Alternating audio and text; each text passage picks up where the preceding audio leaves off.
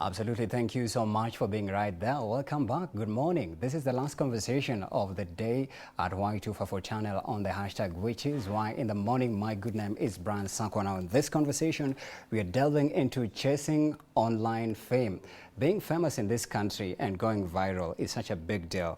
From the people like, let's say, content curators, for lack of a better word, like, Azir Nasenya, Moyo David, who are really earning a living out of content that they curate that goes viral on social media, specifically TikTok and Instagram.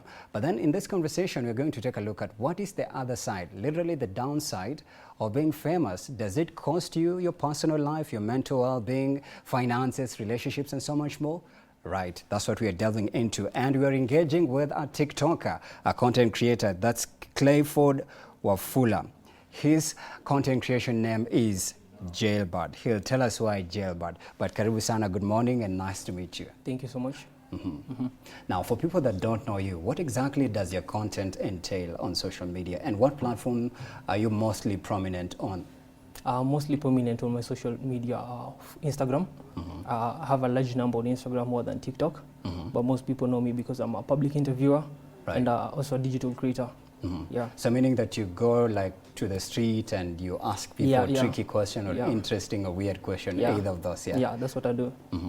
So maybe what are some of the topics that include your line of questioning when you get to the streets? We ask a lot of, I literally ask a lot of questions. Let's say maybe relationship issues, politics issues, like maybe for an example, one of the questions I can go to the streets and ask is like, after the death of Baba, do you think our nation will be the same again? So the answers from the people are what literally means to me. Yeah. Have you asked that question already? Yeah, I've asked that question. You've done? Yeah, I have. What are some of the responses? Other people say no.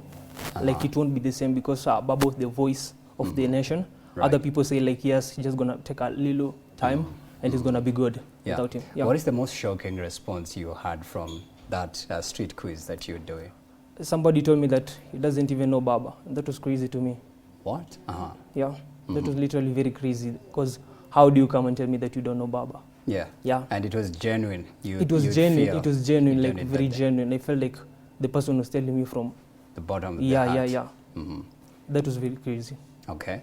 Now, maybe also, what are some of the topics that interest, let's say, people within your age bracket? Let's just say maybe now 18 to, let's say, 27, who want, to be on social media. Are there specific topics that touch their areas, or let's say specific facets of their life, and when you post that video, you're likely to get a reaction?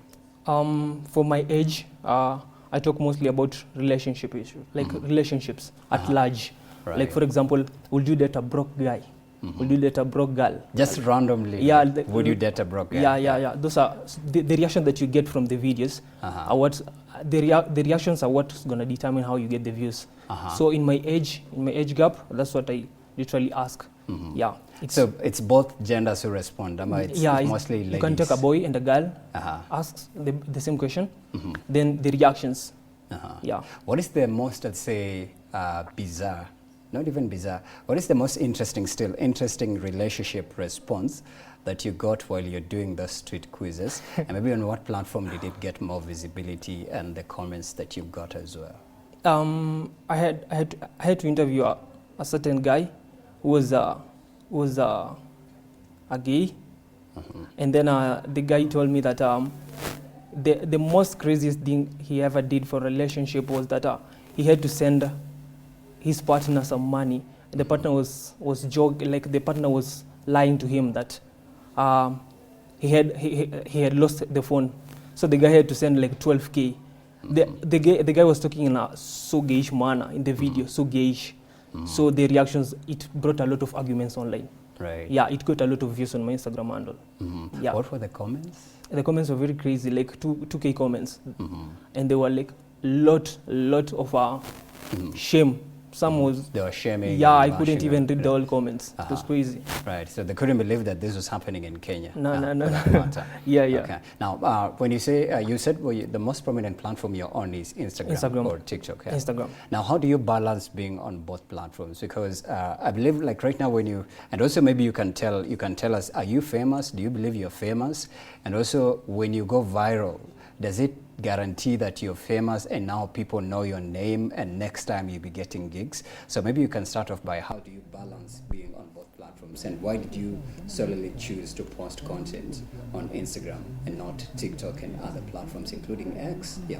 I felt like back in the days, Instagram was the hardest platform to get an audience. Like till now, you can even last night I found a content creator who had a lot of followers on TikTok, but 200 followers on Instagram.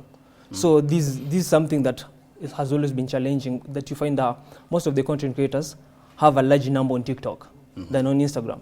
Right. So at my point, I felt like why not start with the hardest part? Like this is the hardest part that everybody fears to. So I had to take on Instagram as my social media handle, that I had to grow it fast. So when I got the number that I require, I felt like this is a good number. Yeah. Then I started basing now on my TikTok handle. Right. Yeah. Now, does it mean that when your video goes viral, you're famous as a content curator? Nah, this is just a wave. Sometimes it's just a wave, and maybe you're the lucky one for the wave. So literally, when your video goes viral, it doesn't guarantee that you're gonna be famous. No. Right. You just have to understand that it's a wave.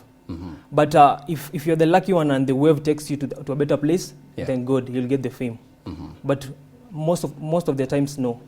Just a wave. I think just a while ago, before we come on the air, I was trying to Google who is the most famous, social media influencer, and now specifically TikTok, Instagram, and the rest. And it was pointing out to Moya David, Aziad Nasenya, and I think Official Kinuthia, and somebody in between there. Maybe what would you say could have possibly led to Aziad Nasenya, when you look at Moya David and Kinuthia, to maintain, because most of them are still in our faces on social media. Like you check the Instagram feed, you're likely to land on an Aziad post, and also Moya David, who is still, I believe, doing dancing content.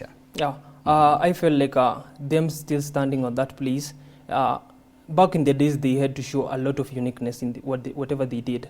Like I felt like for Aziad, what do you think she had to show? Aziad, she's just beautiful. So beautiful to be on. Like I feel like Aziad just did it.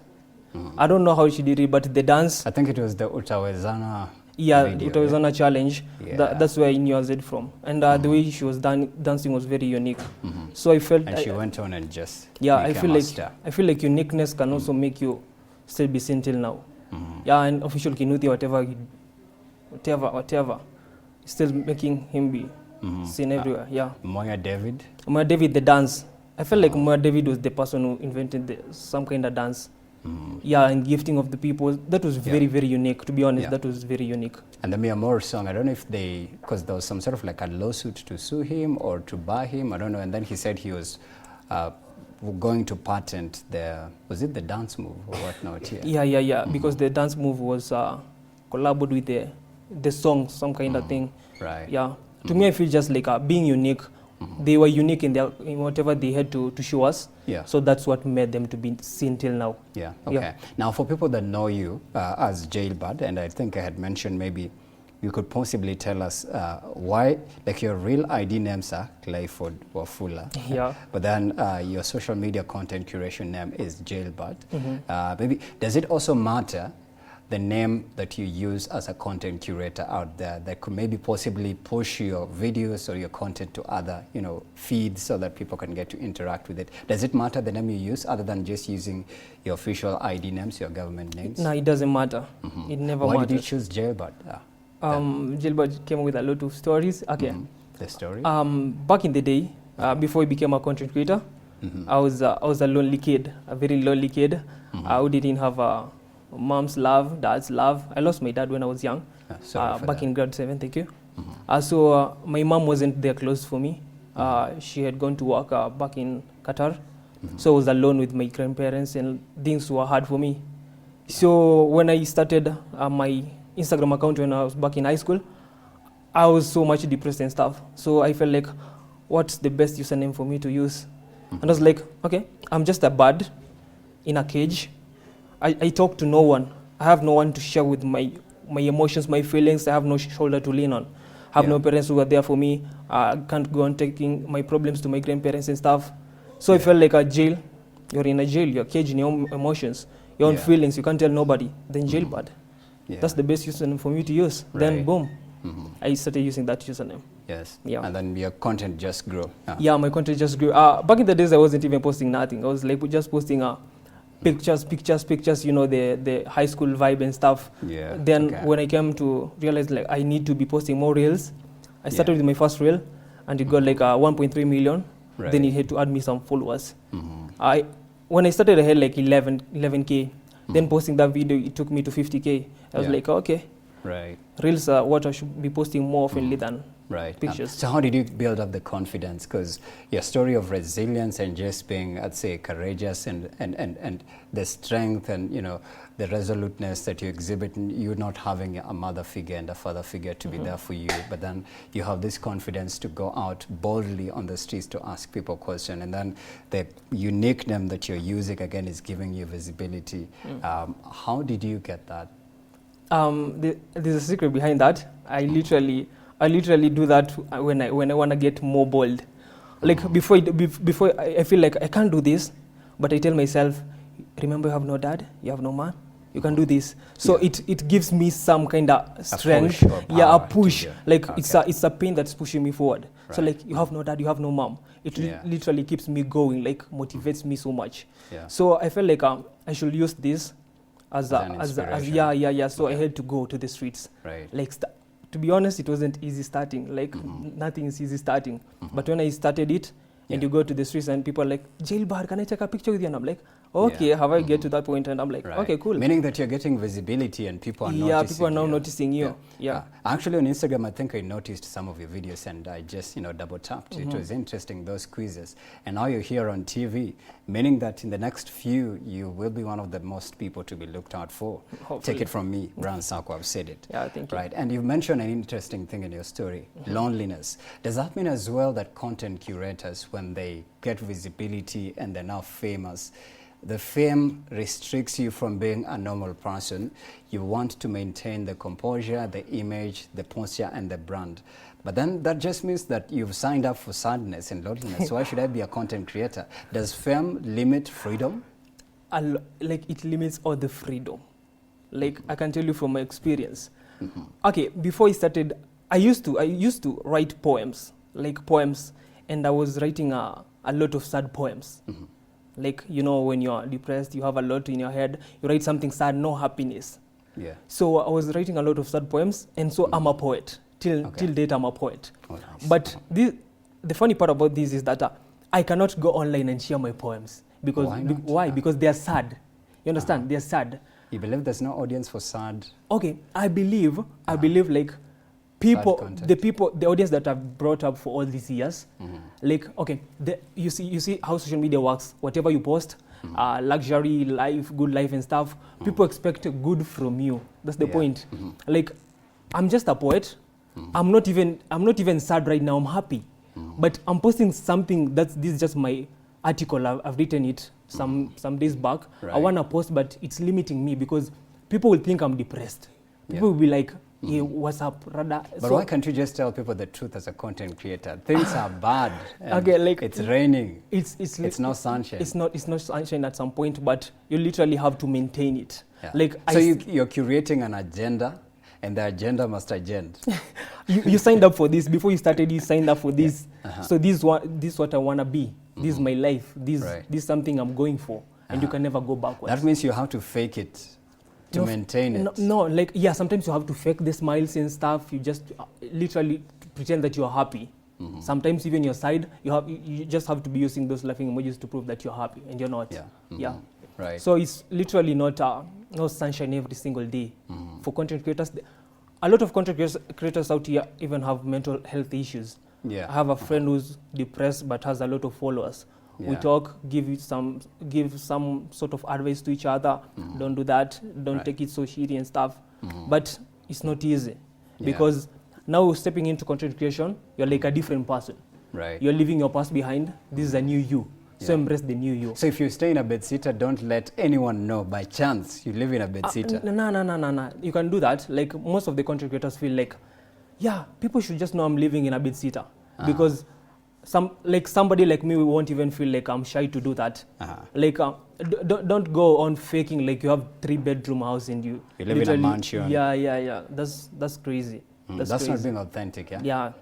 But also, when you look at, now that you mentioned mental health issues, do you believe most content creators in Kenya are not honest with what's happening behind the scenes and the reality that they've curated on social media? When it becomes difficult for them to maintain it, they fall into depression, and then kuna kuchangiwa, which is a good thing. Actually, when people changia you, that just shows that they recognize your content and they love you and you're human. But also, why can't you just say it like you mean it? You don't have money to maintain the reality you've created, and it's because also content creation maybe is not paying. Does content creation pay? And you also think content creators in Kenya are not honest and authentic about what they're presenting to the public on the social media feed? Starting with this point, I feel like sometimes, and some of the times, maybe if you're from a rich family, but most of the times for the content creators, fame comes before money. Fame comes before money. Yeah, so it's important to be famous. It's important to be famous, but sometimes fame comes before money. You find a content creator having a lot of followers, but struggling with life. Yeah. Loans and loans. Okay, no wahala, but most of the content creators are faking out lives out here. Like literally. Okay. Somebody is living on loans, but we won't know. We see you rocking on good clothes, good cars, but on the reality you don't have a car. Where do they get the cars from? Because if you can manage to even speak to a friend who has a car, it means you have the potential of being successful anyways. They don't speak to friends. They go to speak to the brands. Yeah. They tell you like, I have 1 million followers on TikTok. Right. I'm going to be advertising your car. I need one car to be doing my content. That means you'll be paid for that. Or you just advertise and you enjoy the car without any monetary exchange? Some of the people don't know how to manage that, because even if you approach a brand and you have this mentality of doing something, the brand will literally lower your value. Okay. Now you settle for less for that. So the money they're gonna give you is not enough to sustain you for all these things. Yeah. Because the other day was it who is it Prince? Is Prince a content creator or is a forex trader? Now that forex is very controversial, Anyways, let me hear your reactions on this one. There's a new law coming up, and it's in China for all content creators. It says, quote unquote, China now regulates influencers. They must have degrees or some credible certifications to discuss professional topics such as law, medicine, finance, and education, and so much more. So they're coming up with a law, and this is going to regulate content creation in Kenya, because more so specifically on podcasts. And let me just read one interesting comment. Somebody said, bring this to the US immediately. Another one said, that's great, this will do well in America. Another one says, everyone wants to be God, always having an opinion about everything. Another one said, China doing social media the right way. Great move to assure people are not teaching what they actually have no experience doing it. Somebody said, I support this idea. There's an interesting comment I think that I've missed, but it was talking about, somebody said, I'd rather listen to somebody who's educated than listen to a podcaster. So where do you draw the line? Do you think there needs to be regulation? Because nowadays podcasters are the next big thing, podcasting, literally. Shout out to Ikonini. I think I was in Ikonini last month, one of Kenya's biggest podcasts. People are saying things. Anyone who has gone viral or who has numbers like you, you appear to sound off on things. Do you believe there should be regulations on specifically topics that influencers or people who are famous on social media should react to? Like they should give insight from a point of professional expertise or filter, other than just you saw something went viral na umeitwa TV ukakuja kuongea, but we're professional, especially serious spheres like law, medicine, and education. I feel like there's no problem for us doing that, but we should find a good way to do that. Like just find a better way to show it off to the world. Some of the people make fun out of it. The topics that you discuss, you don't discuss it in a more professional manner. Yeah. So literally, it's not bad us speaking about that, but let's just embrace the good part. Like use our professionals, like use it in a better way. Yeah. Should doctors have their own podcast? I think that's happening a lot in the UK. Like there's even reality TV shows in the US for people who are into medicine, people who are into law, people who are into entertainment, education, science, and whatnot. Yeah. Yeah, that's also cool. I feel like birds of the same feathers flock together. Like literally, a doctor will know what to talk more with another doctor. A content creator will know what to talk with another creator in a most manner. Yeah. So yeah. Other than putting content creators who went viral for dancing. Yeah. That's crazy. Talking about, abortion, I can imagine such a serious topic. But also maybe, what are some of the craziest things that you have possibly heard that people do online and ukasikia tu hii ukasema we? I love that we have TikTok. What is it? TikTok High Court, ama High Court TikTok, ama TikTok Low Court, yeah? And now that kulikuwa pia, I think there's a group of TikTokers who rammed up support to try build a hospital because they felt there's another hospital that failed them from governing. Yeah. What are some of the craziest things that people do online? A lot of people do the craziest thing online. Like, a lot of people do that. Maybe weirdest, let's use. Yeah, weirdest things online. Like, let me say, like, the ones you've had. I saw somebody chewing glass. Huh? Somebody was chewing glass on my TikTok, and I was like, how? Do you have... as in, how do you chew glass? I don't know. Just pick up a piece of glass, that's swallowing and swallowing. Another one was taking this alcohol once in using it to smack out on the head, and I was like, and the glasses were breaking, and this is your head, bro. This is you're using your head to do that, and what if you die just making content for us? So at some point I feel like people are doing sorts of crazy. That's so much crazy. And that is to gain visibility or to be famous. Yeah, that's to gain visibility, be known. That's crazy, because how are you risking your life to make another person happy? Because I wasn't even happy. I was shocked. Like, bro, what if you lose your life here? Yeah. How can you use your glass? It's traumatizing already to watch it. It's so traumatizing. Can like imagine using the person doing it. Yeah. I can't. Like, most of the content creators out here are doing. I feel like they don't do the most weirdest thing to just get visible to other people. Like, no. Yeah.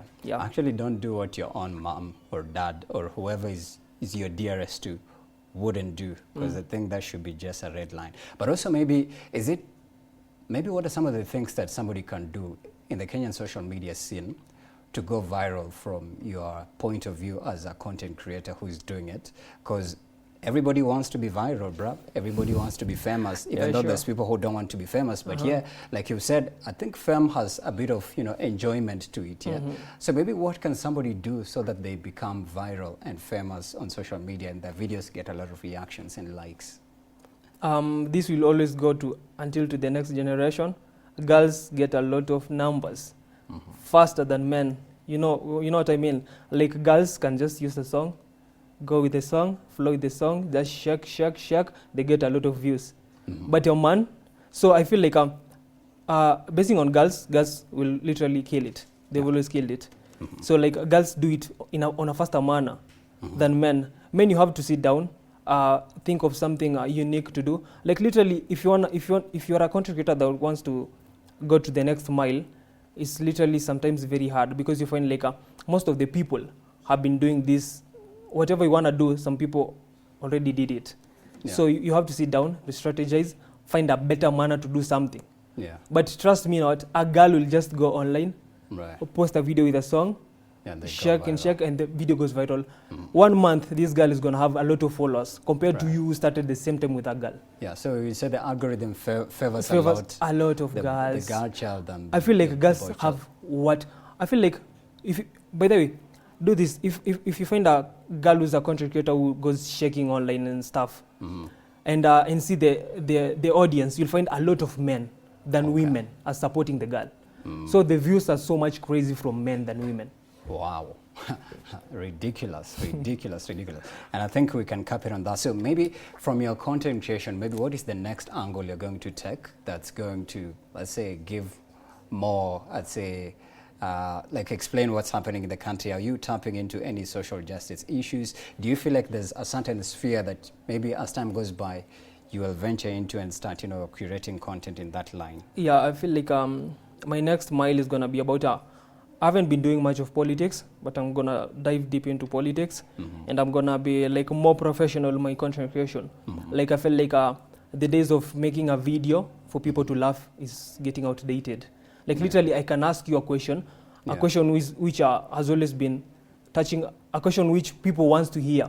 but there are no laughing emojis, laughing stickers on it after the editing, like just a professional video. Right. Like ask you something about politics, then you give me opinion, another person gives the opinion, And I just want to dive into shoot that. it on your mobile phone. Yeah, I use my mobile phone, and I also have a videographer. Right. Yeah. Shout out to them, sir. We are exiting, we are done. So tell them where they can find you and how they can get in touch with you and support you, just in case you need support. Maybe this is your camera. You have 5 seconds as we exit. I'd on my social media handles, Instagram at Jailbird, TikTok Jailbird Official, YouTube Jailbird, and Facebook Jailbird.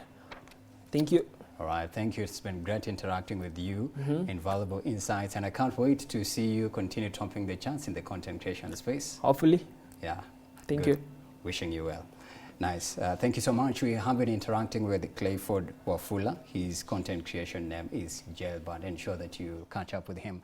Thank you as well for watching us from 7 a.m. to 10 a.m. I'll absolutely see you tomorrow, bright and early. I'm Brian Sanko. See you tomorrow. Thank you for watching.